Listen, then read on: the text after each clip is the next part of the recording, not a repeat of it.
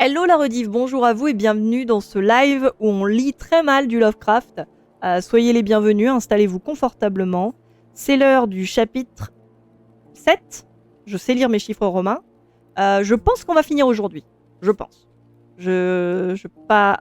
Ouais, je pense, hein. Il reste que ça en fait, parce que la fin après c'est autre chose. Enfin après je sais pas ce que c'est, on va voir.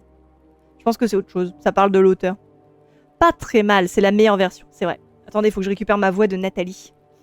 C'est dur, hein. C'est vrai que c'est la partie la plus dure, c'est de lire comme si j'étais Nathalie. C'est parti. Il faut que je la retrouve. Pour ce qui se poursuivit ensuite, c'est bon, je l'ai. C'est parti. Pour ce qui se poursuivit ensuite, difficile de se fier à mes impressions.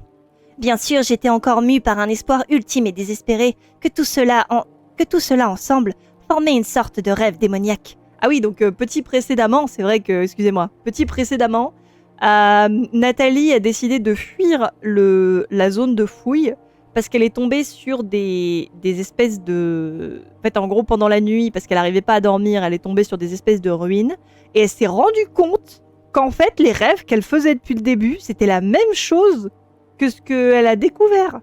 C'est fou, non? Je prends cet air agacé parce qu'elle nous l'a répété au moins 10 fois. Je voyais ces couloirs et c'était presque comme si je m'en souvenais. Je ne découvrais pas cet endroit, je le connaissais, c'est presque comme si je m'en souvenais. Voilà. Et elle a eu très très peur. Et ça finissait sur quoi déjà?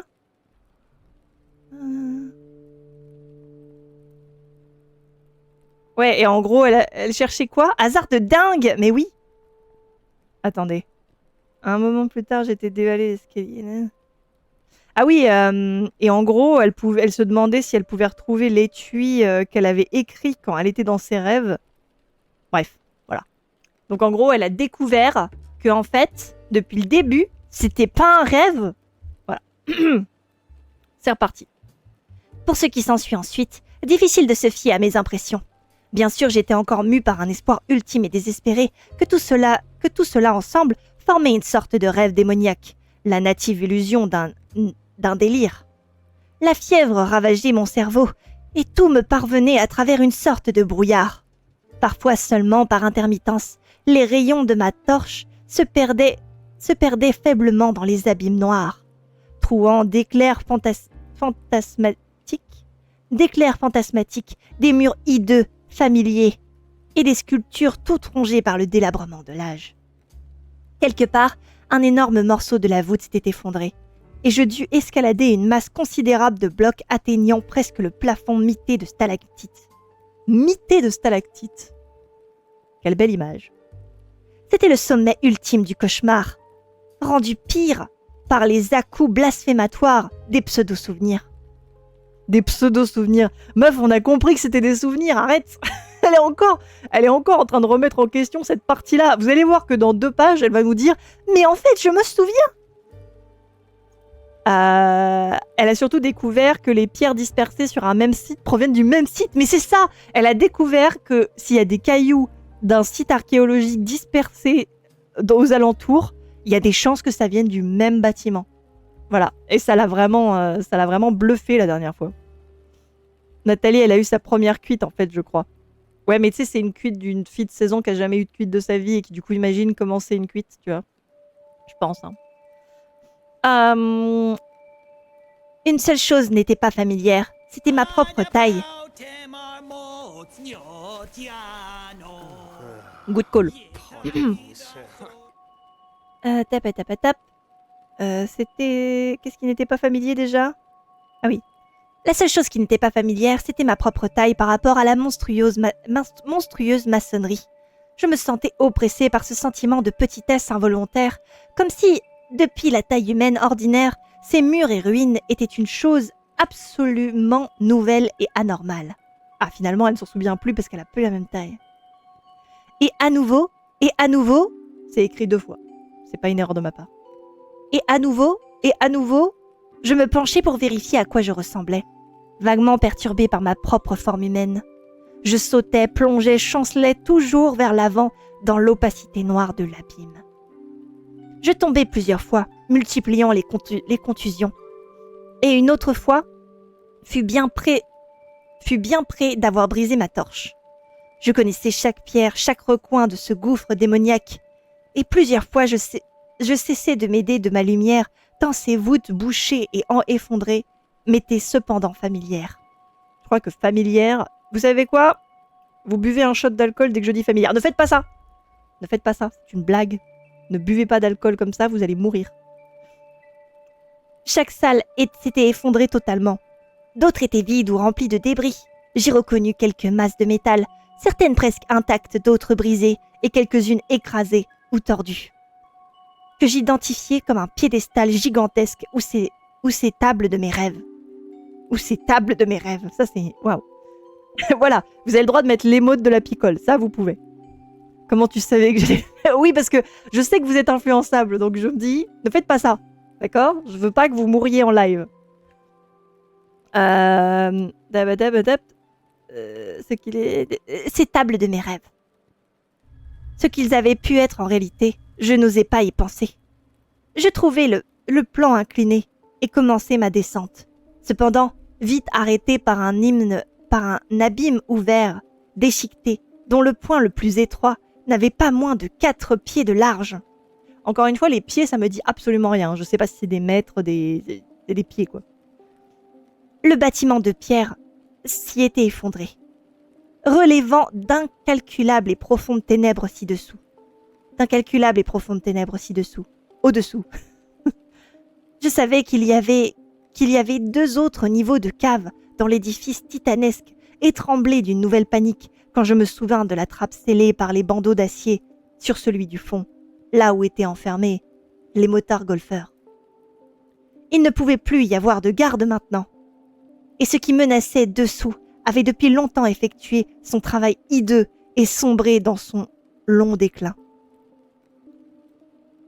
Au temps de la race post-humaine, des scarabées, hannetons et coléoptères, cela serait presque en voie de disparition. Et pourtant, en me remémorant les légendes indigènes, je me remis à trembler. Un pied, ça peut être un pied. Ah, du coup, c'est pas profond. Hein. Coucou Darf! Petit coucou en passant. Un petit coup en passant pour sans doute être dans le lurk, mais bonne lecture à tous. Et merci beaucoup Darf. Bon lurk à toi. J'ai pas les mots, donc je mets une équivalence, bien sûr, ça marche. 3 pieds égale 1 mètre. Du coup, c'est pas beaucoup. Pourquoi elle m'emmerde? Ça faisait genre 1 mètre 2, quoi. Pardon. Je m'attendais que 4 pieds, ce soit, je sais pas, genre 10 mètres. Ah non. Alors, j'en étais à où? J'en étais à... Je vais l'heure que je suis fatiguée. Bon l'heure qu'à vous. Bon l'heure qu'à vous. J'aurais pas dû autant rire. Ah, attends. La voûte effondrée. Je me remis à trembler. Cela me coûta un terrible effort d'enjamber l'abîme bâillant. C'est vrai que c'est qu'1 mètre, du coup c'est pas énorme au final. En fait c'est juste des petits trous, genre... Oh mon Dieu! Tant le sol encombré empêchait de prendre de l'élan. Mais la folie m'emportait. Je choisis un endroit proche du mur gauche, où la faille était moins large, et l'autre rebord raisonnablement clair de débris dangereux. Et après un saut désespéré, me retrouver en sûreté de l'autre côté. Ça faisait une espèce de... Ah! Tu sais, quand tu sautes de 1m20, c'est genre vraiment pas loin, mais t'as juste un peu peur. Pardon. Nanana, je peux retrouver un... Atteignant enfin le niveau du bas, je trébuchai sur ce qui était l'arcade du porche d'entrée de la salle des machines, à l'intérieur de laquelle j'aperçus des ruines fantastiques, de métal à moitié enterré sous leurs voûtes effondrées. Tout était là où je savais que ce serait, et je grimpai en confiance sur l'effondrement qui barrait l'entrée d'un vaste passage transversal. Par là, réalisai-je que sous la ville, j'atteindrais les archives centrales. Oh là, attendez. C'est pas la bonne ambiance. Voilà.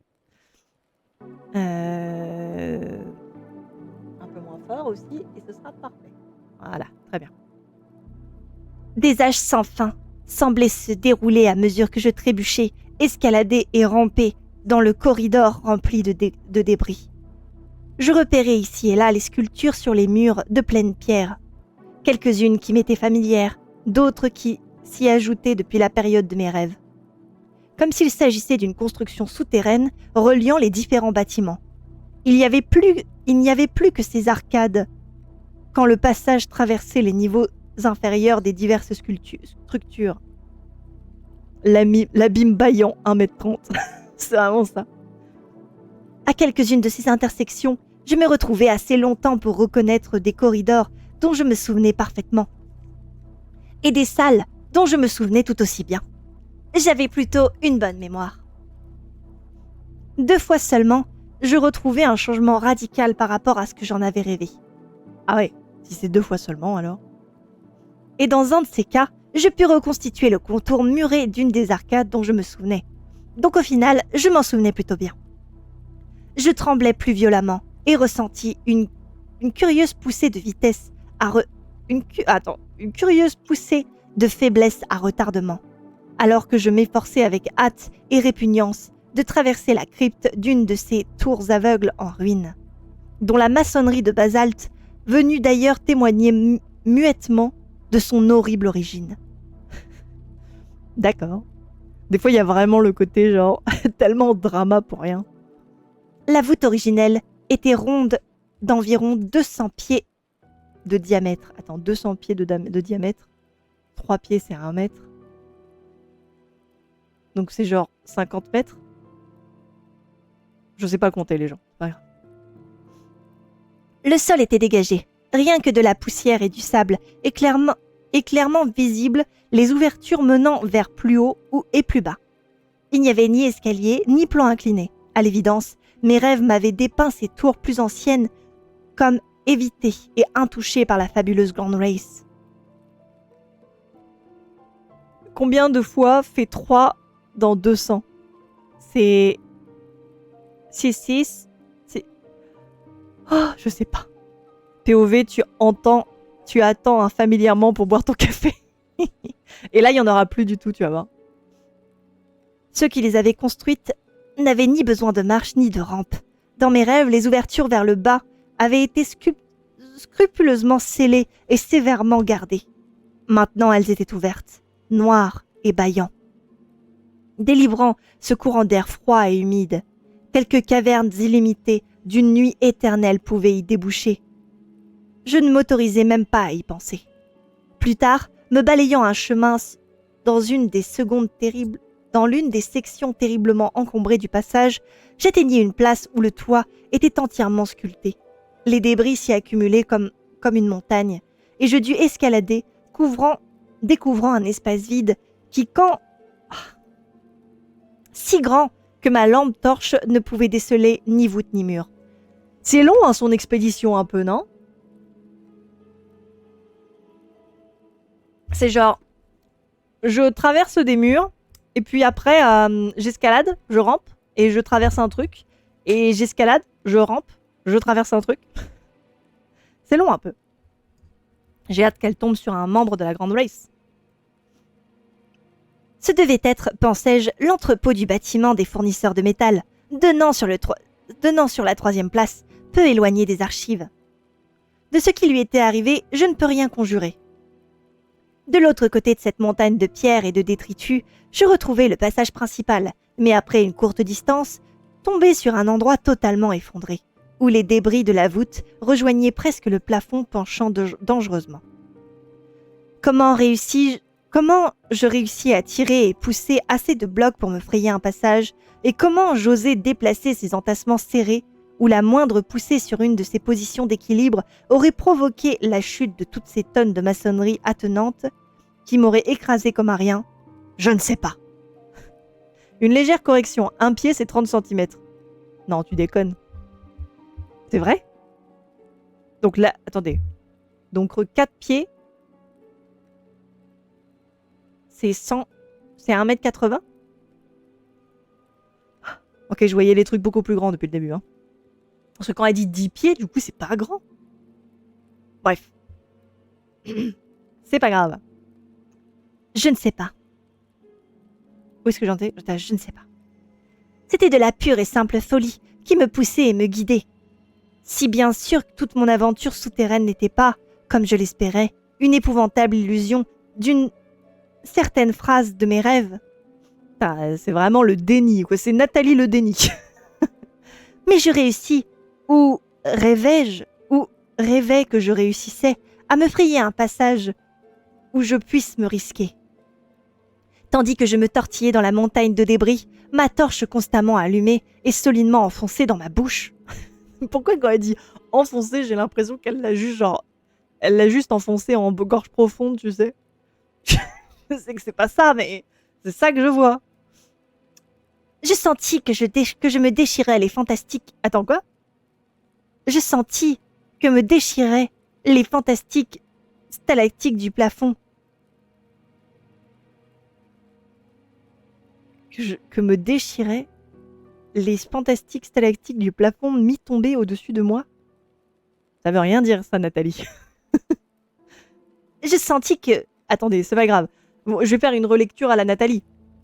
Je sentis mes vêtements se déchirer alors que les fantastiques stalactiques du plafond mi-tombaient au-dessus de moi effleuraient ma peau fragile. C'est pas ce qui est écrit, mais c'est ce que j'ai compris. J'étais proche maintenant du grand entrepôt d'archives souterraines qui semblait être mon but. Mi-glissant, mi-dévalant de l'autre côté opposé de la barrière, tâchant de trouver mon chemin le long de ce qui restait des passages et corridors en tâtons, allumant ma lampe par intermittence, je parvins enfin à une basse crypte circulaire dont les arcades, tout en merveilleux état de préservation, ouvraient de tous côtés. Des hiéroglyphes couvraient densément les murs, où ce que je percevais de ma lampe torche, gravé de ces symboles curvilignes typiques, certains ajoutés depuis la période de mes rêves. Nathalie, c'est une fiction tout public, Nathalie. Oui, mais bon, on est toujours slightly érotique, c'est normal. C'est la vie de Nathalie, c'est comme ça. Il y a toujours une tension sexuelle. même avec des limaces à cartable, c'est comme ça. Les hiéroglyphes, c'est ça. Ici, je le savais, était ma destination finale, et je pris sur ma gauche les arcades familières. Que j'y pourrais trouver des passages dégagés vers les niveaux préservés, du haut ou du bas, je n'en avais bizarrement aucun doute. Des vastes fondations protégées de la Terre, abritant les annales de tous les systèmes solaires, avaient été construites avec l'adresse d'un dieu, et assez de force pour durer autant que le système solaire lui-même. Des blocs d'une taille stupéfiante, maintenus avec un sens mathématique génial. Waouh. Et assemblés par des ciments d'une dureté incroyable, s'étaient combinés pour former une masse aussi solide que le noyau rocheux de la planète. Ici, après un temps encore plus prodigieux que je ne pus sainement le concevoir, son socle enterré avait préservé tous ses principaux contours, et sur les immenses planchers couverts de poussière, à peine trouvait-on de ces débris d'ailleurs envahissants.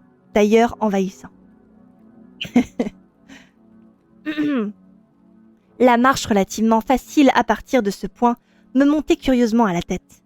Toute l'impatience frénétique que chaque obstacle frustrait prenait maintenant le dessus avec une sorte de rapidité fébrile. Et je courais littéralement sous le plafond bas, dans les ailes dont je me souvenais si bien que de l'autre côté de ces arcades. Maintenant que j'ai en tête le sous-texte érotique, les descriptions deviennent particulières. Bah c'est ça, c'est pas pour rien si elle trouve tout le monde beau gosse. C'est parce que c'est terrible, là, c'est les hormones. J'étais plus qu'étonnée par mon intimité avec ce que je voyais. De chaque côté, les grandes portes de métal gravées de hiéroglyphes surgissaient monstrueusement. Quelques-unes encore en place, d'autres complètement ouvertes, certaines autres pliées et tordues sous la pression géologique de cataclysmes anciens qui n'avaient pu réussir à briser la maçonnerie titanesque. Et, ici et là, la poussière recouvrait des tas en dessous de rayonnages vides, semblant indiquer que les étuis avaient été renversés par la fureur de la terre. Sur certains des piliers, on devinait encore les symboles ou grandes lettres indiquant les catégories et sous-catégories des volumes. Alors que je m'arrêtais devant un des casiers ouverts, je découvris quelques-uns de ces habituels étuis de métal, encore en place parmi la poussière sablonneuse omniprésente. Y grimpant, j'arrachai un des plus minces spécimens avec quelques difficultés et le posai au sol pour l'inspecter. Il portait une trace écrite de ces hiéroglyphes curvilignes dominants, mais quelque chose dans l'arrangement des caractères me sembla subtilement inhabituel. Je me souvenais parfaitement du vieux mécanisme d'attache des crochets, et je détachai le couvercle resté sans oxydation et parfaitement en état. Puis soulevai le livre qu'il contenait. Ce dernier, comme je m'y attendais, était d'une taille d'environ 15 pouces sur 20, de 2 pouces d'épaisseur. Alors, ok, pareil, les pouces, c'est quoi? C'est des centimètres? Genre, les pieds, c'est 50 centimètres, et les pouces, c'est quoi? Arrête de rendre la géologie sexy, Nathalie, c'est comme ça. C'est comme ça. Quand elle observe une pièce, regarde ta main. Ah, c'est vraiment par pouce? Mais c'est pas précis comme mesure, ça me saoule. 2 cm 50, un pouce. Merci, Orobognon. Oborognon, voilà. Mais ils cassent les couilles avec leurs unités de mesure débiles, là. C'est genre... C'est quoi? 2 cm 5? Ça m'agace profondément. Ça, c'est les feet et les pouces et les pieds. Allez bien niquer vos morts. J'ai pas pu écouter, mais j'ai hâte d'avoir le replay. Merci d'exister, Zou, je vous aime le marais. A plus, Bazar d'effet, merci beaucoup. C'est basé sur les rois, à la base, qui imposaient une mesure, je crois. Eh ben, qu'ils aillent se faire foutre, les rois. Quand t'as pas la possibilité de reproduire une mesure précise, un pouce ou un pied, c'est la mesure la plus constante. Mais du coup, pourquoi un pied, c'est 50 cm? Pourquoi? Mais c'est vrai que merci le système métrique. Hein. Alors, c'est 2,54 cm plus précisément. Eh ben, je les emmerde. Voilà. Allez, on continue. J'en étais où? J'en étais à... Tap. Inhabituel. Je me souvenais du vieux mécanisme, détaché... Ah oui. Je me souvenais parfaitement du vieux mécanisme d'attache des crochets, et je détachai le couvercle, resté sans oxydation et parfaitement en l'état. Puis soulever le livre... Ce dernier, comme je m'y attendais, était d'une taille d'environ 15 pouces sur 20 et 2 pouces d'épaisseur. Ok. La mince couverture métallique s'ouvrant par le haut. Ces rudes pages de cellulose ne semblaient pas affectées par les myriades de cycles du temps qu'elles avaient traversés. Et je me concentrais sur les lettres du texte, étrangement pigmentées, comme brossées. Des symboles comme aucun des autres hiéroglyphes curvilingues habituels ou n'importe quel autre alphabet répertorié par le savoir humain. Avec une mémoire comme hantée mais mi-effacée. Il me revint que c'était le langage utilisé par un esprit captif que j'avais croisé vaguement dans mes rêves, un esprit plutôt beau gosse d'ailleurs, et d'un vaste astéroïde sur lequel avaient survécu peu de vie archaïque et les coutumes des planètes primordiales avant leur éclatement. En même temps, j'identifiais ce niveau d'archives comme celui réservé aux volumes consacrés aux planètes non terrestres. Comme je me relevais de ce document incroyable, je vis que la lumière de ma lampe torche commençait à baisser, et très vite, j'insérai la pile de secours que j'emportais toujours avec moi.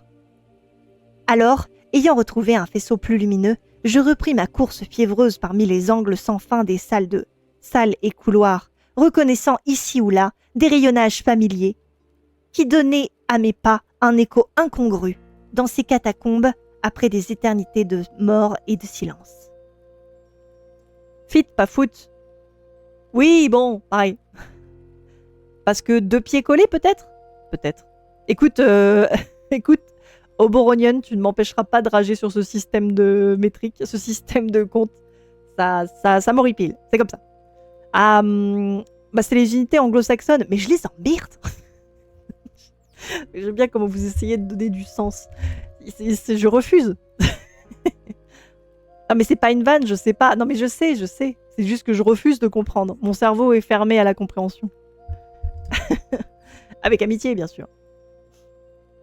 Je me relevais de ce truc incroyable. Faut vraiment que je pose mon doigt de lecture. C'est bon.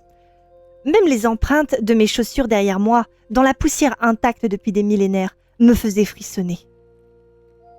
Jamais auparavant, si mes rêves délirants avaient quelque vérité, un pied humain n'avait foulé ce pavement immémorial.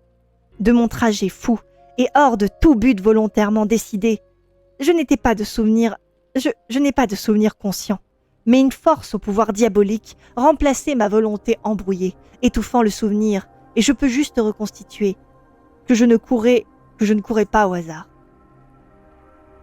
J'avais rejoint une rampe et m'y engagé. Cependant, vers les niveaux plus profonds, je traversais les différents étages de mon trajet sans m'arrêter pour les explorer. Dans le tourbillon de mon cerveau avait commencé à battre un certain rythme que ma main droite accompagnait à l'unisson. Quoi ? Dans le tourbillon de mon cerveau avait commencé de battre un certain rythme que ma main droite commençait à accompagner à l'unisson. D'accord. Je voulais défaire quelque chose et perçus qu'elle répétait sur le bouton tous les tours compliqués et pressions qu'il fallait pour l'ouvrir. C'était comme nos actuelles combinaisons pour les serrures à chiffres. Rêve ou pas, je l'avais appris autrefois et le savais encore. Comme un rêve où des bribes de légendes perçues inconscients pourraient m'avoir enseigné un détail aussi minutieux, aussi élaboré et aussi complexe. Je n'essayais même pas de l'expliquer à moi-même. J'étais désormais au-delà de toute cohérence. Est-ce que la totalité de cette expérience, une intimité choquante avec des ruines inconnues, et de cette identité intacte et monstrueuse, avec seulement mes rêves et des bribes de légende, avait pu me suggérer, n'était pas une horreur au-delà de toute raison. Me voilà avec un petit goûter tardif, let's go. C'était probablement à cet instant ma plus profonde conviction. Comme cela le reste maintenant de mes moments de pure réflexion, que je n'étais pas... C'était probablement à cet instant ma plus profonde conviction, comme cela le reste maintenant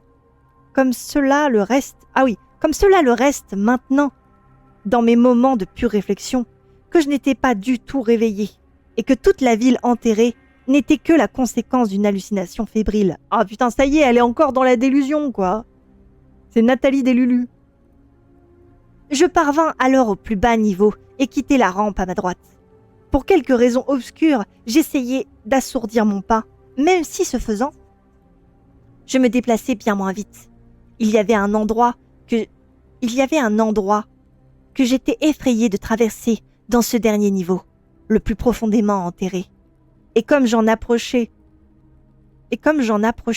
je me souvins de quelque chose ici que je redoutais. C'était principalement une de ces trappes scellées de métal et surveillées de près.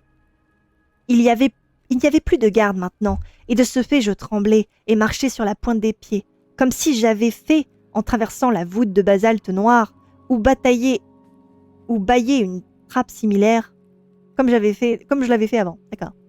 Je percevais à nouveau ce courant d'air froid et humide, comme je l'avais senti là-bas, et j'aurais préféré que mon chemin m'emmène dans une autre direction. Pourquoi était-ce là précisément où je devais aller ? Je ne le savais pas. Ah, tu veux un truc marrant ? Plus ou moins. Le système de pied romain se dit pouce en grec. Plus j'en apprends sur cette unité de mesure, plus ça m'agace. Et du coup, les pieds s'appellent des pouces. J'en étais où ? J'en étais à... Pourquoi ? Je ne sais pas. Je ne le savais pas. Quand j'arrivais de découvrir une trappe ouverte, quand j'y arrivais, je découvris une trappe ouverte, largement ouverte. Plus loin, recommençaient les rayonnages. Et en regardant devant l'un d'eux, le tas d'étuis récemment tombés, je le découvris recouvert d'une couche de poussière bien mince. Au même moment, une nouvelle vague de panique me submergea. Même si au premier instant, je ne pus découvrir pourquoi. Les étuis, en s'écroulant, avaient partout formé de véritables tas, tant au cours de ces éternités, les cataclysmes terrestres s'était fait l'écho des assourdissants fracas de la surface et secoué le labyrinthe sans lumière. J'ai rien compris à la phrase que j'ai lue. C'est alors seulement que j'étais face à eux et je réalisais pourquoi je tremblais si violemment. Ce n'était pas l'écroulement, mais quelque chose dans la poussière qui me troublait. À la lumière de ma torche, il me semblait que la poussière n'était pas aussi épaisse qu'elle l'aurait dû. C'était des endroits où elle semblait plus...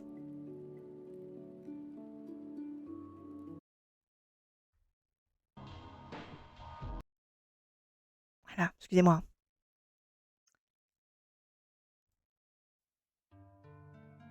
Voilà. C'était des endroits où elle semblait plus mince, comme si elle avait été soufflée quelques mois plus tôt. Je ne pouvais en être sûre, parce que dans ce même lieu où elle était d'apparence plus mince, il en restait beaucoup plus. Mais ce doute sur sa régularité, dans un lieu imaginé, dans la plus totale immobilité, sans événement, était hautement inquiétant. Quand je braquai ma lampe sur l'un de ces endroits, ce que je découvris me déplut. La fièvre? Peut-être. Me déplut. Ce qu'il y avait de hautement inquiétant, c'était l'impression d'une certaine régularité dans ce lieu abandonné à lui-même. Comme d'y retrouver des lignes régulièrement d'empreintes composites, empreintes qui allaient par 3, chacune d'environ 1 pied au carré. Du coup, ça fait 1 pied. Pardon, excusez-moi. Et rassemblées par 5. Chaque fois presque sur un cercle de 3 pieds. L'une à l'opposé des 4 autres. Et ces lignes, qui pouvaient être des traces de pas, elles semblaient mener dans 2 directions, comme si quelque chose avait surgi ici et s'en était parti. Elle était bien sûre, presque indistincte, et pouvait être une illusion ou un accident, mais elle provoquait un sentiment de secrète et obscure terreur, sur la façon dont je pensais qu'elle se déplaçait. Pourquoi il y a des pieds carrés? Moi aussi j'ai des pieds plats, mais ça mesure que dalle. Moi j'ai des pieds plats, mais ça mesure que dalle, c'est ça. Parce que genre, au bout de ces traces, il y avait l'entassement des étuis qui avaient dû s'écrouler il y a peu. Et à l'autre bout, il y avait l'affreuse trappe de ces courants d'air froid et humide, bâillant sans surveillance sur des abîmes au-delà de toute imagination. C'est fini. Waouh!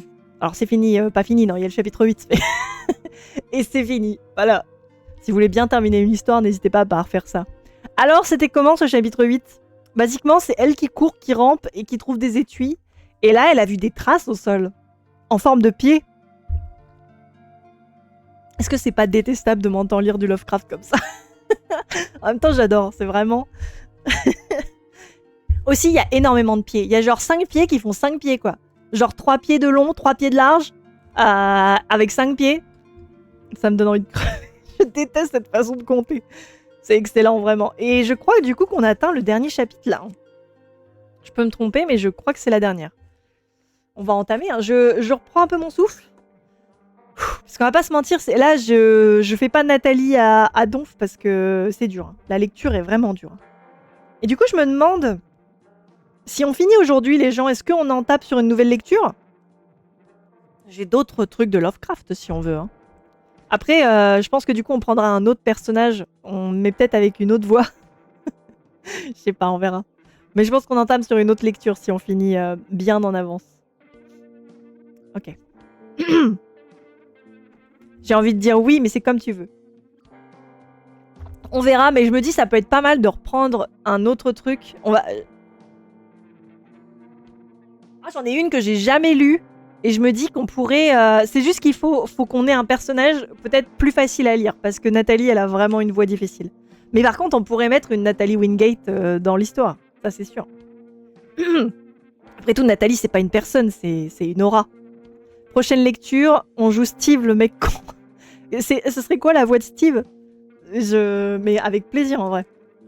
Est-ce que je... Faudra qu'on choisisse la voie. Mais déjà, on va attaquer les gens, le chapitre 9. Et probablement le dernier chapitre. C'est parti. Et je vais y aller full Nathalie, là, c'est parti. Je dirais que c'est ta lecture qui m'a fait découvrir Lovecraft. Sans ça, j'en aurais jamais lu. Et puis même avec ça, je lirai jamais moi-même du Lovecraft tout seul. C'est vrai. Je dis ça au pif, proposez-en, hein, c'est vrai. Hein. N'hésitez pas. On fera ça, je finis le chapitre 9 et après on débriefera l'abîme du temps. C'était bizarre, non? Allez, c'est parti. Chapitre 9. On mesura que cette étrange et profonde pulsion me submergeait tant, alors que je ne ressentais même plus la peur. Aucune pression rationnelle n'aurait pu avoir de prise sur moi après cette hideuse suspicion d'empreinte. Et ce que j'y associais de façon oula vache. Ils ont décidé de tuer ma dyslexie aujourd'hui. Subreptice. Par les souvenirs de rêve que celle-ci provoquait. De nouveau, ma main droite était agitée de spasmes d'effroi et se crispait dans mon impatience à découvrir une de ces serrures chiffrées et découvrir ce qu'elle recèlerait. Ce qu'elle recelait. C'est quoi ces spasmes, ces espèces de...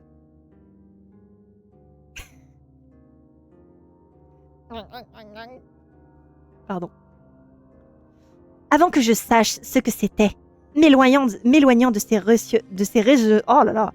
rayonnages à l'effondrement récent, me réfugiant sans bruit vers les arcades de la poussière, où la poussière n'avait pas été remuée, vers un point qu'il me semblait, de façon horrible et morbide, parfaitement connaître. Je connais cet endroit! Je me posais mentalement des questions dont je commençais seulement à conjurer l'origine et la pertinence. Est-ce qu'un corps humain pouvait atteindre ce rayon? Est-ce qu'une main humaine pouvait maîtriser et se souvenir de la complexité d'un tel verrou chiffré venu du fond des âges? Est-ce que ces fermetures étaient encore en état et capables de fonctionner? Est-ce que je pourrais faire ou oserais-je faire comme je pensais à le réaliser de ce qu'à la fois j'espérais et redoutais découvrir? Est-ce que cela prouverait la vérité terrifiante au-delà de la pensée, au-delà de la conception normale, ou indiquerait simplement que je rêvais? Est-ce que j'ai bien fermé le gaz avant de partir? Pourquoi est-ce que je trouve tout absolument sexy? Ce dont je me souviens ensuite, c'est que j'avais cessé de m'enfuir. C'est que j'avais cessé de m'enfuir sans bruit et me tenais immobile, regardant une rangée de rayonnages follement familières et couverts de hiéroglyphes. Ils étaient en état de conservation presque parfaite, et seulement 3 des casiers autour avaient été ouverts. Mes sensations devant ces rayonnages sont au-delà de toute description. Si extrême, si prégnant était ce sentiment de vieille connaissance. Je regardais vers le haut. Le rang qui était le plus près du plafond était totalement hors de ma portée.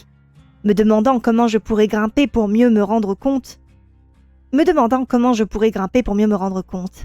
Un casier dont la porte était ouverte, à 4 rangées du sommet, pourrait m'y aider. Et les boutons chiffrés des casiers intacts m'offraient de possibles prises pour les pieds et les mains. Attention, pas la mesure. Les pieds cette fois-ci. J'agrippais ma lampe entre les dents, comme je l'avais fait à d'autres moments où j'avais eu besoin de mes 2 mains. Cette phrase est d'une connerie. Coucou Pixel! Zut, j'ai loupé le début, je suis désolée Pixel. Et oui, c'était à 18h.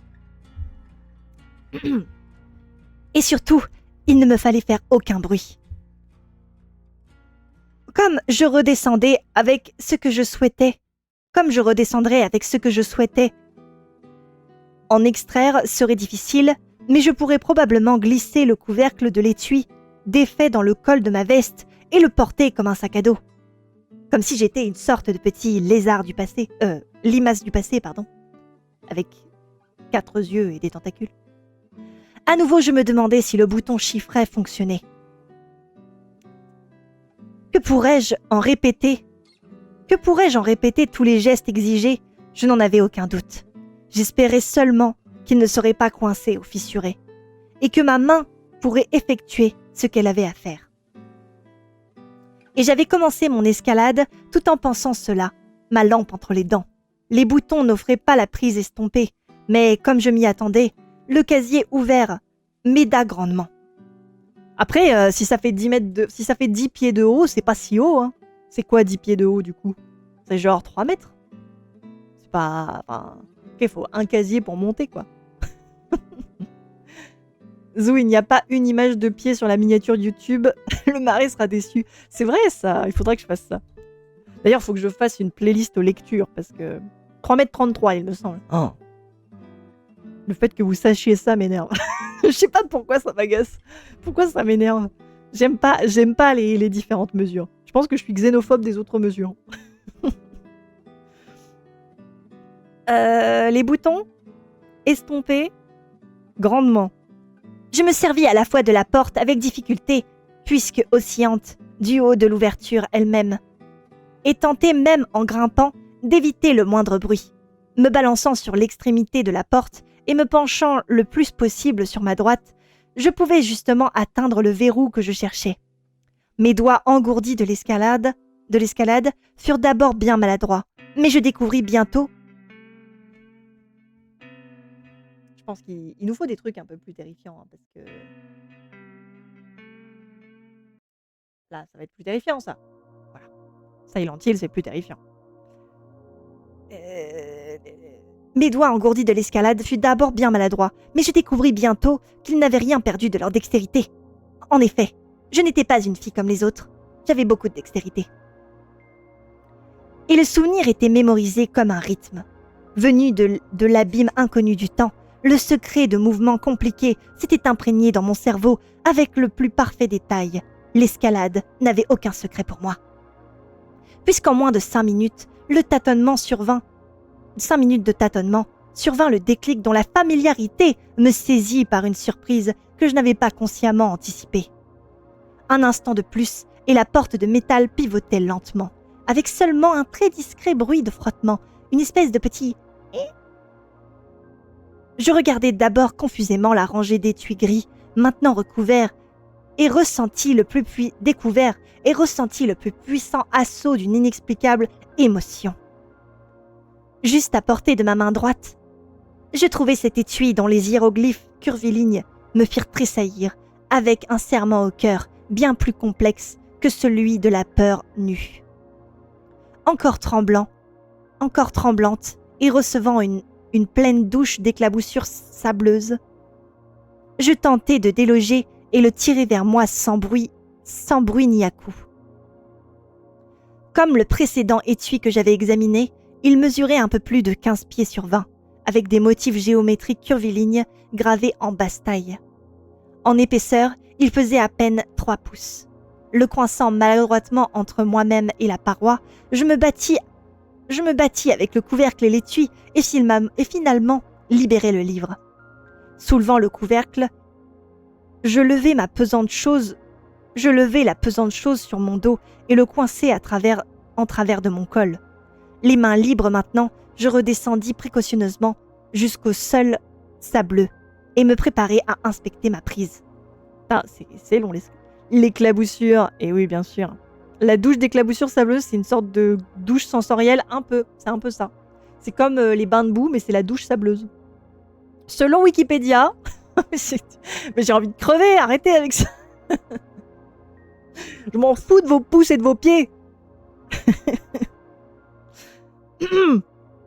Donc du coup, elle était en train de faire de l'escalade. M'agenouillant dans la poussière grumeleuse, je repris l'étui et le posai devant moi. Mes mains tremblaient et je redoutais d'en extraire le livre. Même si je le faisais en même temps, comme contrainte à le faire.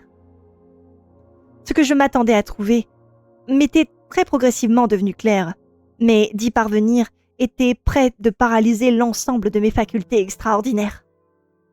Si j'ai trouvé quoi que ce soit que m'attendait... Attends.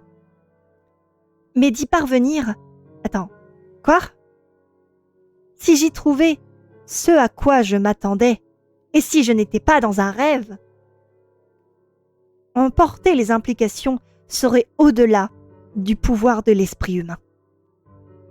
Ce qui me tourmentait le plus, c'était mon incapacité monumentale, momentanée, à considérer ce qui m'entourait puisse être un rêve. La réalité qui s'en dégageait était hideuse. Et la demeure maintenant que j'en reconstitue la scène. Tu veux pas mesurer avec mon gros pouce? Bah non. Non, je veux pas.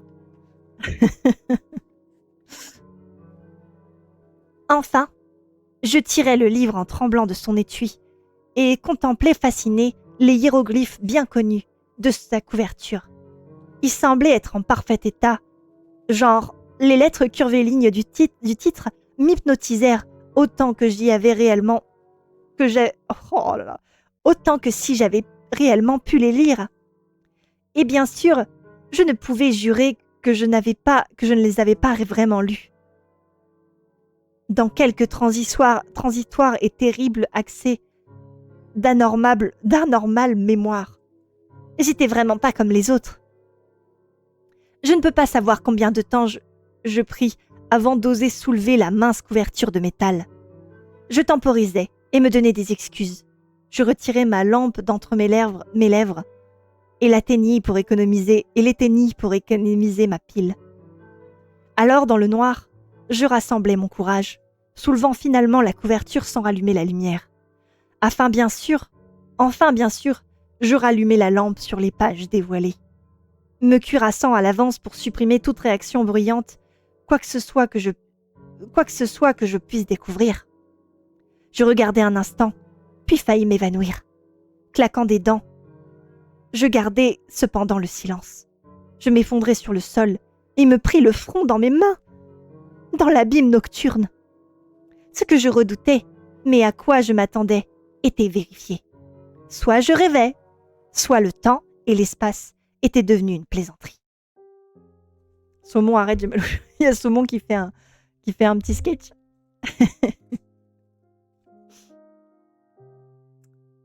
Soit je rêvais, soit le temps était devenu une plaisanterie. Probablement que je rêvais, mais on aurait eu une preuve de l'horreur si je rapportais cette chose et que je la montrais à mon fils. Et si bien sûr elle était réelle. Je nageais dans l'effroi, même s'il n'y avait aucun objet visible dans le noir, compact qui m'entourait, des idées et des images d'extrême terreur, excitées par ce que je venais d'entrevoir, commencèrent à affluer en moi et à obscurcir mes sens exceptionnels. Oui, j'utilise beaucoup le mot exceptionnel pour parler de moi. Je repensais à ce qu'il ressemblait à des empreintes dans la poussière et tremblais au son de ma propre respiration en le faisant. Une fois de plus, j'allumai la lampe et regardai la page ouverte, comme la victime d'un serpent doit regarder l'œil et les crocs de ce qui va le détruire. Puis, de mes doigts délicats, dans le noir, je refermai le livre, le replaçai dans son étui et refermai le couvercle dans son curieux système accroché. C'est cela que je devais rapporter au monde extérieur s'il existait vraiment. Si cet abîme entier existait vraiment, si le monde lui-même existait vraiment. De quand je me remis sur pied et entamai mon retour, je ne peux être certaine. Je repense bizarrement, comme une preuve de la séparation entre mes sens d'avec le monde normal, que je n'ai même pas regardé ma montre une seule fois durant ces hideuses heures sous terre. La lampe à la main et l'inquiétant étui sous le bras, je me retrouvais marchant à pas de loup, dans une sorte de silencieuse panique vers le courant d'air glauque des abysses et ses menaçantes idées d'empreintes. Je pris moins de précautions une fois atteintes les rampes sans fin, et je ne pouvais m'empêcher... C'est de l'horreur, ça. Animal Crossing, c'est de l'horreur. Ah, pas bien, oui. Excusez-moi. Des empreintes de combien de pieds? De 3, 4, 5, je sais plus, moi. C'est de la merde. Je pris moins de précautions. Les rampes sans fin. Mais je ne pouvais m'empêcher du nombre d'appréhensions que je n'avais pas ressenties à l'aller. Je redoutais d'avoir à traverser de nouveau cette crypte de basalte noir bien plus ancienne que la ville elle-même, d'où ce souffle froid jaillissait ouvertement des profondeurs. Je pensais à ce dont la grande Race avait peur, les golfeurs motards, qui pouvaient encore en dessous se cacher, même à la dernière faiblesse et mourant. Et je repensais au récit des autres personnes d'aujourd'hui. Évidemment, je corrige un peu le texte quand il est raciste. Parlant des horreurs de vents violents dans des ruines souterraines sans nom. Je reconnus un symbole gravé sur le mur et le niveau que je devais emprunter, et ayant reconnu au passage de cet autre livre que j'avais examiné, entré dans la grande salle circulaire avec les arcades ouvrant dans les différentes directions. Sur ma droite, et facilement reconnaissable, était l'arche par laquelle j'étais arrivé, celle où je pénétrais, conscient que le reste de mon trajet serait plus difficile à cause de l'état de la maçonnerie. C'est vraiment raciste et fan de pied, t'as tout pour plaire, évidemment. Les golfeurs motards, mais bien sûr. Ils sont pas plutôt beaux gosses, ils sont bien évidemment plutôt beaux gosses, même s'ils font peur. Mais bon, la peur et l'excitation sont relativement proches. Quoi ? Alors oui, pardon. J'en étais où ? Je reconnus ces symboles gravés. Attendez, j'ai loupé une page. Les stalactites. Attendez, quoi ? Ah oui. Oui, c'est bon, j'en suis là. Ok. J'atteignis à cet instant l'effondrement qui gagnait jusqu'au plafond, où je m'étais frayé un si étroit passage. Ma crainte en m'y risquant de nouveau était infinie. À l'aller, ma traversée avait été bruyante, et je craignais maintenant, ayant constaté ces possibles empreintes, le bruit avant toute chose. Le volumineux étui redoublait le problème de la traversée de l'étroite crevasse, mais j'escaladai la barrière du mieux que je pus, poussant l'étui dans l'ouverture avant moi. Puis, la torche en bouche, je m'y insérai moi-même, le dos une fois de plus déchiré par les stalactites. Comme j'essayais de rattraper l'étui de nouveau, il glissa et retomba à quelque distance sur la pente de débris, à sa chute, provoquant une suite d'échos qui me mit en transpiration froide. Je me hissai jusqu'à lui et m'en ressaisis sans faire d'autre bruit. Mais à peine un instant plus tard, un bloc qui me glissa sous le pied provoqua un vacarme soudain et bien plus fort. Ce vacarme fut ma perte, parce que vrai ou faux, il me sembla qu'on obtint une réponse du plus terrible des endroits depuis ce lieu loin derrière moi. Il me semble avoir entendu un son strident, sifflant, qui n'aurait correspondu à rien de connu sur Terre, si ce n'est peut-être à quelque chose qui siffle de façon stridente. Et au-delà de toute description adéquate. Mais c'est peut-être seulement dans mon imagination. Si c'est cela, ce qui suit tient d'une sinistre ironie. Parce que, si je n'avais pas paniqué à ce premier fait, le second ne serait jamais en suivi. Tel que c'était, mon délire fut absolu, et sans recours. Prenant ma lampe dans la main et agrippant fermement l'étui, je sautais et bondissais frénétiquement vers l'avant, sans aucune idée en tête qu'un désir fou d'échapper à ces ruines de cauchemar pour marcher à nouveau dans le désert sous la lune qui était encore si loin au-dessus. J'ai besoin d'une petite pause là, attends une seconde. Crétin de touc. C'est vraiment ça. En vrai, j'avais oublié comme la nouvelle de base était longue. Elle est assez longue, mais ça va en vrai, ça se lit. C'est que 9 chapitres, quand même on l'a lu assez vite. Il y a plus long, J'en étais où ? Ah oui, le délire, courir, tout ça.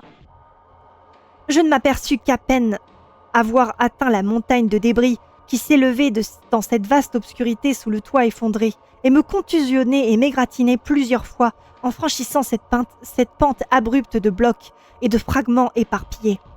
Puis vint le désastre majeur, alors que je dépassais le sommet, pas préparé à la soudaine plongée juste devant moi, Mes pieds glissèrent et je me retrouvai pris moi-même dans une affreuse avalanche de maçonnerie glissante, dont le grondement de canon se percuta dans la grande caverne, avec une assourdissante série de réverbérations comme un tremblement de terre. « Bonsoir Marivon, bonsoir à toi !» Je n'ai pas le souvenir de comment j'émergeais de ce chaos, mais dans un retour fugace de conscience, je me vois, plongeante, trébuchante, et grimpant le long du corridor, malgré ce vacarme. Tenant encore l'étui et la torche, j'approchai alors de cette crypte de basalte primordiale que je redoutais tant, et vins le sommet de la folie, parce qu'à mesure que s'affaiblissaient les échos de l'avalanche, la répétition de cet effroyable sifflement d'outre-tombe que je pensais avoir entendu auparavant se refit nettement audible. Et cette fois sans aucun doute possible, pire que cela, il provenait non de derrière moi, mais d'un point juste devant. Probablement alors que j'ai hurlé, tout simplement, il me reste une vague image de moi m'enfuyant sous cette diabolique voûte des anciennes choses, entendant ce son sans origine sifflant depuis la trappe ouverte et sans surveillance de l'obscurité sans limite. Et puis vint le vent. Non plus ce souffle froid et humide, mais une rafale violente, déterminée, sauvagement et glacialement vomi depuis cet abominable gouffre d'où venait le sifflement pas reconnaissable.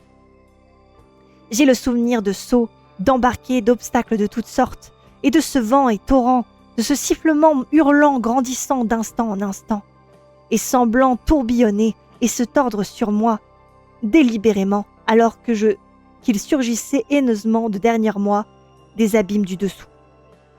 Même provenant par l'arrière, ce vent avait la bizarre conséquence d'entraver plutôt que d'aider ma progression.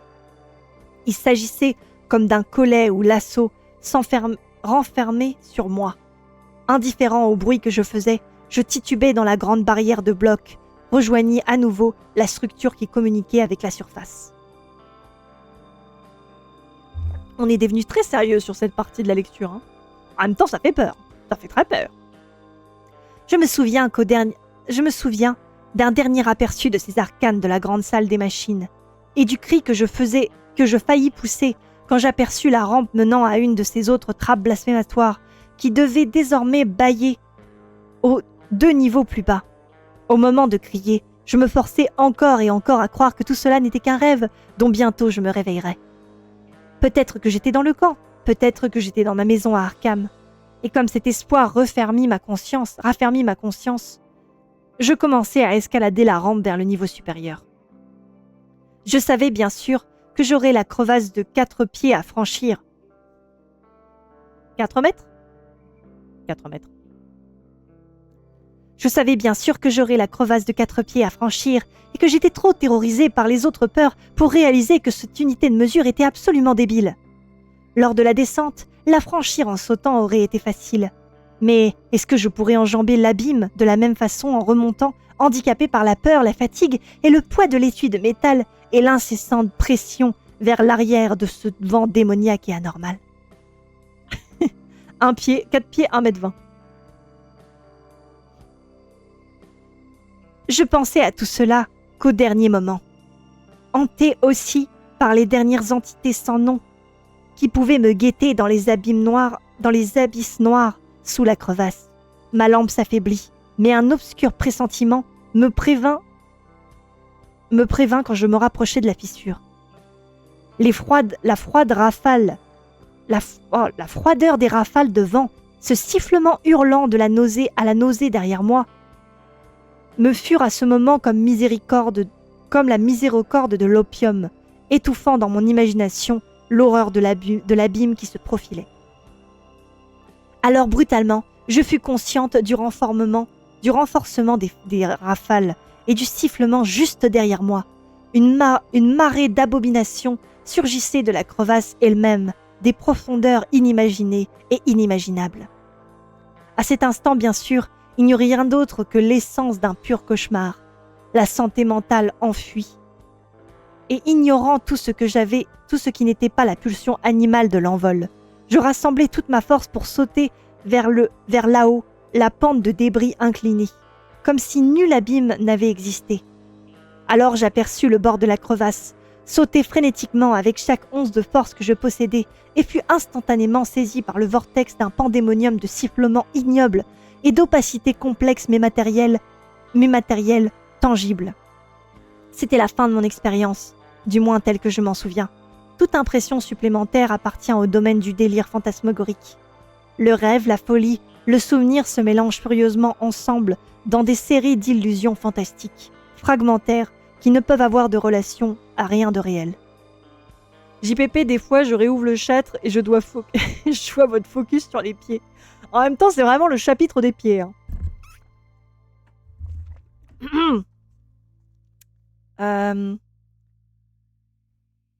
Il y eut une chute hideuse parmi d'incalculables sortes de ténèbres visqueuses, insensibles et plutôt beaux gosses, d'une babelle de bruits complètement étrangers. Excusez-moi, c'est la folie qui me fait délirer. De bruits complètement étrangers à tout ce que nous connaissons de la terre et de la vie organique. Des sens rudimentaires et endormis à l'intérieur de moi, et absolument exceptionnels, semblèrent accéder à la vie, me révélant des puits et des vides remplis d'horreurs flottantes, et menant à des montagnes et des océans où fourmillaient des villes et tours de basalte aveugles où nulle lumière ne brillait jamais. Ouais, elle raconte n'importe quoi, Nathalie, là, je sais plus ce qu'elle raconte. Hein. Entre les pieds et les beaux gosses, le chapitre des kiffeurs surtout. C'est ça, exactement. Coucou, Enerposix. Le secret de la planète primordiale et de ces âges immortels éclatait dans mon cerveau sans l'aide de l'ouïe ni de la vue. Et j'eus connaissance des choses que même le plus osé de mes anciens rêves n'aurait jamais suggérées. Et tout ce temps, les doigts froids de la vapeur humide me touchaient avec sensualité et me pinçaient.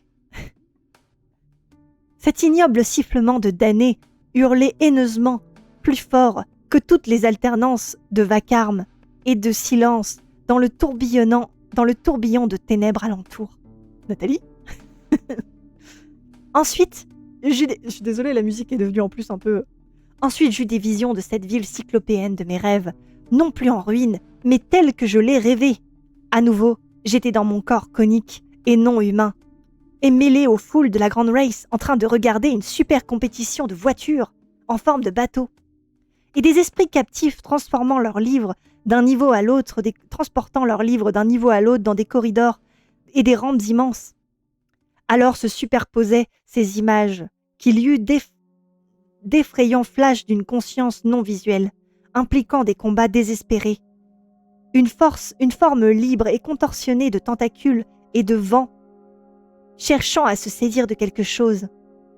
Un vol malsain comme des chauves-souris, absolument trop mignonnes, dans l'air demi-solide. Un terrier creusé fiévreusement dans le sombre fouet du cyclone, et un tremblement et écroulement furieux des maçonneries déjà tombées.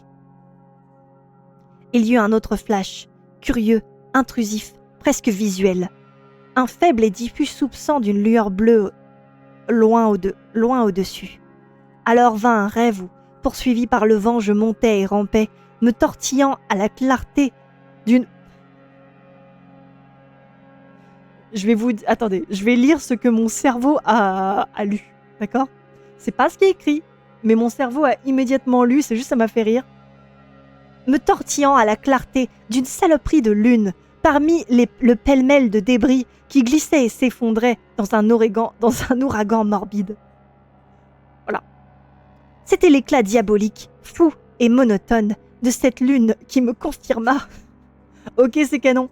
Me confirma ce retour à ce que j'avais autrefois connu comme le monde objectif, le monde éveillé. J'étais agrippée à plat ventre dans le sable du désert australien. Autour de moi hurlait un tumulte de vent tel que je ne l'avais jamais connu auparavant à la surface de notre planète. Mes vêtements étaient en lambeaux et mon corps, plutôt beau gosse, et n'était plus rien que contusion et égratignure. Ça, c'est un peu moins beau gosse. La pleine connaissance me revenait très lentement. À aucun moment je ne pus savoir où finissait la vraie mémoire et où commençait le délire du rêve. Il me semblait revoir une élévation de blocs titanesques au-dessus d'un abîme la monstrueuse révélation du passé et les horreurs du cauchemar à la fin. Mais qu'est-ce qu'était le réel en fait? Ma lampe torche avait disparu et je ne pus découvrir aucun étui de métal. Y avait-il un étui de métal ou n'importe quel abîme ou même une élévation? Relevant la tête, je regardai derrière moi et je vis que l'immensité ondulante et stérile des sables. Le vent démoniaque mourut. La lune bouffie, fougueuse, rougissait et plongeant vers l'ouest. Je me remis sur mes pieds et titubai pour rejoindre le camp au sud-ouest. Que m'était-il arrivé en vérité? Est-ce que je m'étais effondré dans le désert et avais traîné un corps tourmenté de ses rêves au long de kilomètres de sable et de blocs enterrés? Sinon, comment pourrais-je imaginer vivre encore? La saloperie de lune! Mon corps exceptionnel d'ailleurs, bien sûr. Sinon, comment y pourrais-je imaginer vivre encore? Tant dans ces doutes renouvelés, toute ma conscience dans l'irréalité des visions nées des mythes se dissolvait une fois de plus dans mon doute plus ancien. Si cet abîme était réel, alors la Grande Race était réelle. Ça fait sens, quoi. Et c'est qu'elle atteignait ce dont elle se saisissait dans le vortex du temps, à l'échelle du cosmos, ne tenait ni des mythes, ni des cauchemars, mais qu'une actualité terrible où tremblaient nos esprits. Mais bien qu'une actualité terrible où tremblaient nos esprits. Est-ce que j'avais été, par un événement aussi hideux, transporté dans un monde préhumain qu'il y a 105 millions d'années? Attends, 105 millions d'années. Le Jurassique? Je sais plus. Attends, 150 millions d'années, pardon, 150 millions d'années, donc c'est le Trias. Je sais plus. Bref. Dans ces sombres jours déconcertants de l'amnésie, est-ce que mon propre corps, plutôt pas mal au passage, avait été le véhicule d'une effrayante conscience étrangère surgie des gouffres paléogènes du temps? Est-ce que j'avais, en tant qu'esprit captif de ces horreurs rampantes, connu cette maudite cité de pierre où on mangeait des plats véganes absolument délicieux et où on partait faire des road trips en bateau-voiture? Est-ce que ces rêves qui me tourmentaient plus de 20 ans étaient la résurgence d'un souvenir aussi fort que monstrueux? Est-ce que j'avais véritablement parlé avec ces esprits venus de recoins inatteignables du temps et de l'espace, appris les secrets de l'univers passé et à venir, et écrit les annales de ma propre époque dans les étuis de métal de ces archives de titans? Est-ce que ces autres entités, ces odieuses anciennes choses, plutôt beaux gosses au passage, avec leur vent fou et leur sifflement démoniaque, étaient une menace, les guettant réellement, attendant et lentement s'affaiblissant dans ces abîmes noirs, tandis qu'autant de formes différentes de vie poursuivaient leur trajet multimillénaire sur la surface usée de la planète? Je ne le sais pas. Je n'en ai aucune foutue idée. Si cet abîme et ce qu'il contient sont réels, alors c'est la grosse merde. Alors, et c'est trop vrai. Attends. Et c'est genre trop vrai. Attends, quoi? Alors, et c'est trop vrai, repose. Quoi? Alors, et c'est trop vrai, repose au-dessus du monde. C'est vraiment ce qui est écrit. Hein. Et c'est trop vrai, genre. Repose au-dessus du monde, de l'homme, une ombre moqueuse et incroyable surgit du temps. Mais, par merci, et il n'y a aucune preuve que ces choses soient plus que les fantasmagories neuves de rêves nés de vieux mythes, je n'ai pu rapporter l'étui de métal qui en aurait été la preuve, et ces corridors souterrains n'ont pas été retrouvés. Si les lois de l'univers nous sont favorables, on ne les retrouvera jamais. Mais je dois transmettre à mon fils ce que j'ai vu, ce que je crois avoir vu, et que son jugement de psychologue le laisse libre d'évaluer la réalité de mon expérience et d'en publier ce compte-rendu. Je dis que l'affreuse réalité, derrière mes dernières années torturées de rêves, se cache derrière la réalité de ce que j'ai vu, ou pensé avoir vu, parce que c'est peut-être un rêve, je préfère le dire. Dans ces cyclopéennes ruines souterraines, il a été difficile pour moi d'en établir littéralement la cruciale révélation, même si aucun lecteur n'aura manqué de la deviner.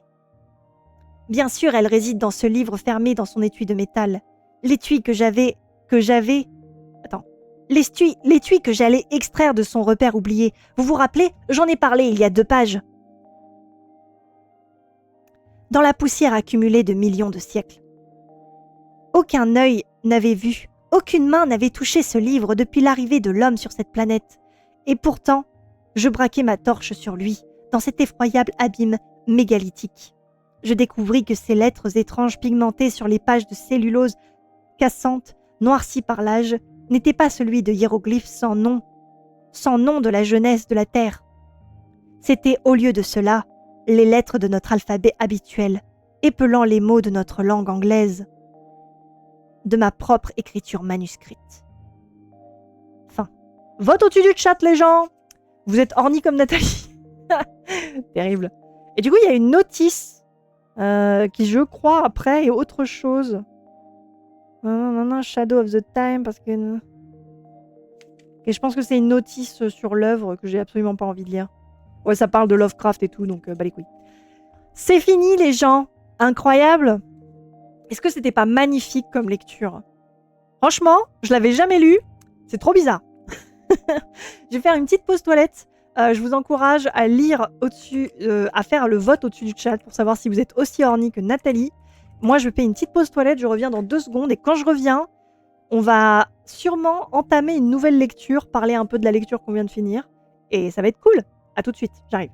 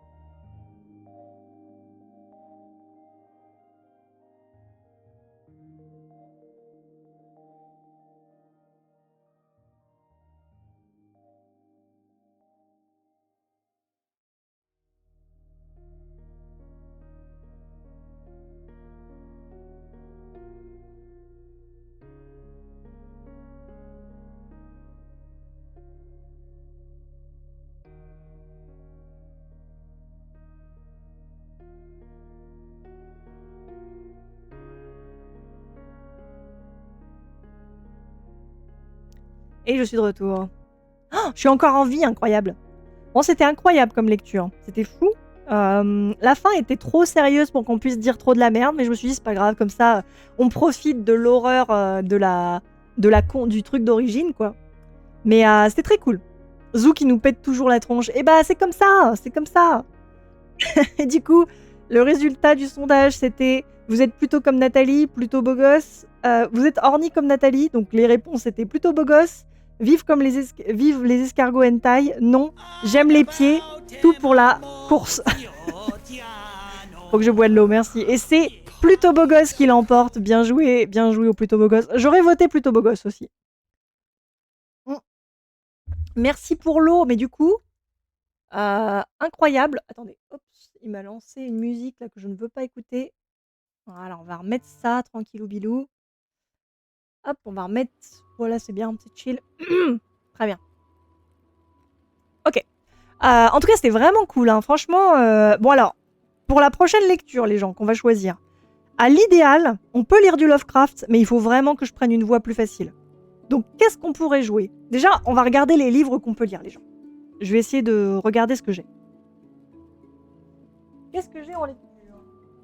Alors, je suis pas obligée d'amener que du Lovecraft, cela dit, hein. Je peux vous proposer plusieurs livres.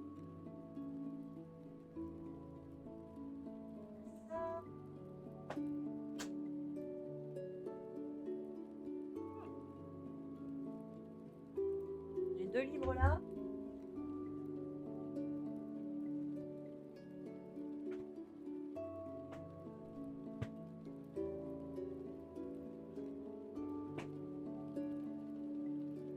Ah, bah, pourquoi pas? Je vous propose des trucs vraiment bizarres.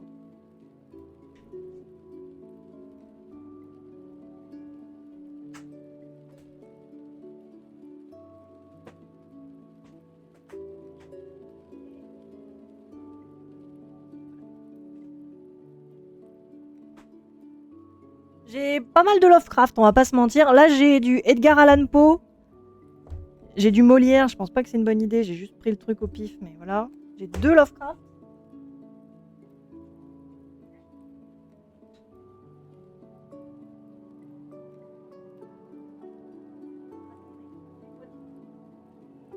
Je me suis dit, si j'arrivais à trouver un truc un peu vieux, ça pourrait être sympa.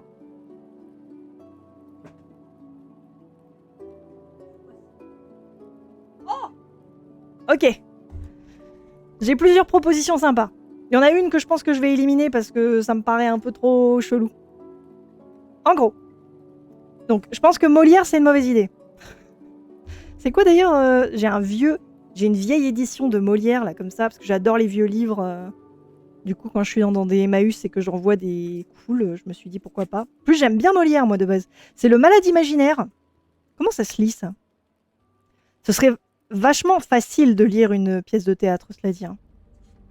Par contre, c'est long, hein, je fais beaucoup de personnages. Hein. Ah non, ça va être trop dur. Hein. D'ardeur, nous en soupirons tous. Nous en mourrons d'impatience. La voici, silence, silence. Ses vœux sont exaucés. Louis est de mort. Il ramène en ces lieux les plaisirs et amours. Non.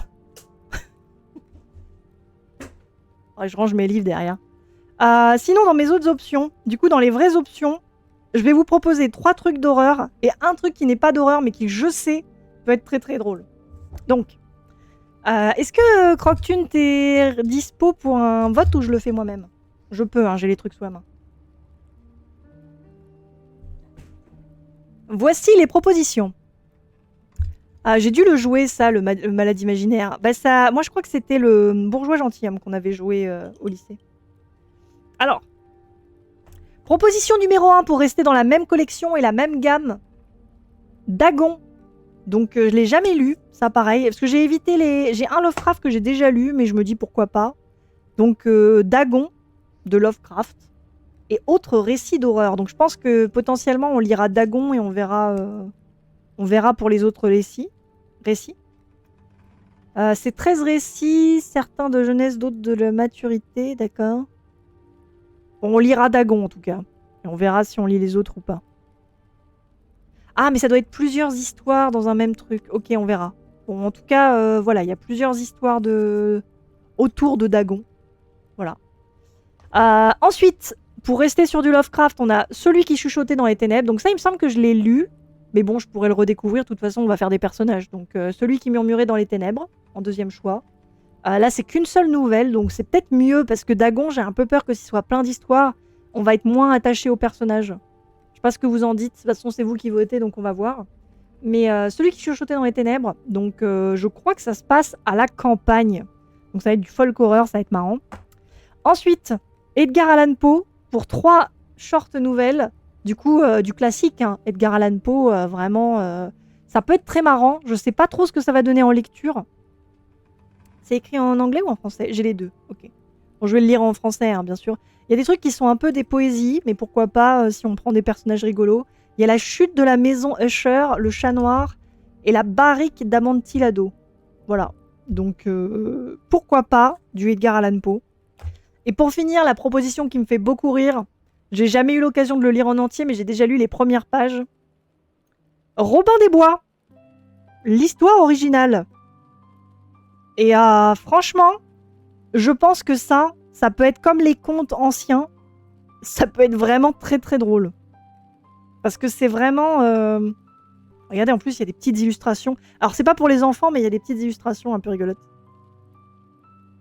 Du coup, voilà. Moi, je vous dis mes options préférées. Peut-être que Dagon, je la mettrais peut-être plus de côté. Il y a Celui qui chuchotait dans les ténèbres. Edgar Allan Poe à voir, parce que du coup, on n'aura pas des personnages récurrents. Et Robin des Bois, il y a moyen que ce soit un peu... que ce soit vraiment très drôle, mais c'est plus long, par contre. Après, c'est comme d'habitude, hein, s'il y a une lecture qui marche pas, on l'arrête en cours de route. Hein. Tout est tentant. Vous savez quoi, au pire, je vais les laisser de côté. Et si jamais, quand on aura fini un livre, on pourra en enchaîner un autre. Celui qui murmurait dans les ténèbres, ça sonne comme une mauvaise blague. C'est une mauvaise blague à la Lovecraft. Alors bien sûr, on les lira en mode fanfic, hein, quoi qu'il arrive. Par contre, je vais juste faire des personnages un peu plus faciles à tenir. Nathalie, ce sera de temps en temps. On lit quoi? Le sondage est au-dessus du chat. C'est l'heure de voter, les gens. Votez pour votre choix préféré. Celui qui murmurait à l'oreille des chevaux, mais dans le noir. J'adore. Robin des Bois, écrit par qui? C'est la version écrite par Dumas. Par Alexandre Dumas, d'ailleurs. C'est pour ça que je l'ai acheté. Parce que je veux lire Les Mousquetaires un jour. Regardez ça. Elle est jolie, cette édition. Du coup, j'ai très envie de la lire un jour et je me dis ça peut être la bonne occasion. Robin des Bois, version FDP, ça serait drôle. Franchement, ouais. Et par contre, c'est vraiment drôle parce que je me souviens des premières pages que j'avais lues et j'étais en mode genre... ça fait partie de ces livres où il y a une tension homo-érotique entre les personnages. Dans mes souvenirs, hein, peut-être que je me fourvoie, hein, peut-être que je confonds. Mais il me semble que c'est un peu comme ça. Donc votez au-dessus du chat, les gens. Votez pour celle que vous préférez. Franchement, je suis assez d'accord avec vous pour le moment. Ça se joue entre Robin des Bois et celui qui murmurait dans les ténèbres. C'est l'heure de départager, s'il vous plaît. Votez au-dessus du chat. Ce sera les lectures qu'on suivra. C'est pas mal parce qu'en fait, ça va me faire lire des livres que je ne lirai pas par moi-même, mais je les lis avec vous. Et ça, c'est cool. Parce que j'avais jamais lu l'Abîme du Temps. Et franchement, c'est très drôle. Mon chat qui réclame de sortir au pire moment où un orage passe. Et il a le sens du timing. Mais c'est parce qu'il doit se transformer en sorcière pour voler dans le ciel. C'est son travail, c'est comme ça. Robin des Bois version FDP serait drôle. Et du coup, pour les personnages, je pense qu'il faut que je fasse une voix un peu... Je pense que je vais faire une voix toujours en mode un peu série des années 2000, un peu naze, mais plus comme ma voix naturelle.